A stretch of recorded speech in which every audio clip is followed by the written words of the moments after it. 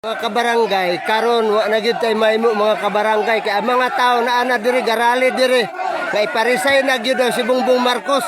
So wa tay mahimo mga kabarangay kay ang mga taong bayan na gyud ang mag-ingon nga resign Romualdez ug resign Bongbong Marcos. So nata diri ato gisaksihan karon mga kapangit iparesign gyud si Bongbong Marcos. Tan-aw ra gud ang mga tao diri oh. Labi na nang nagtindog niya matay luoy kay na nangayo gyapon ginabang na. Maglisod na sa paniyapon paniudto na raw ang kamot ana.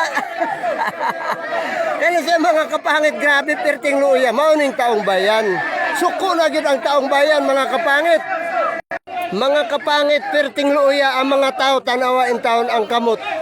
Ug lalim ba ng siging kaway-kaway. Nga resign na Bongbong Marcos, Romualdez. Resign na. Kay agaw man di ay sila unya ang mga taong bayan, mga kapangit. Perting luoy gyud Karon mga kapangit nagkagulyang na gyud. Wa na. Delikado na ni mga kapangit. Lusubo na gyud nila.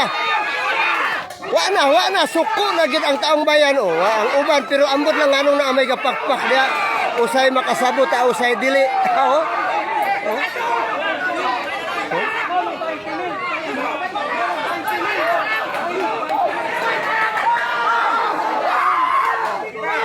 Lukso-lukso na sa kalipay. Pamurisayin na gyud. Mga kapangit, basta manubo, Wild FM.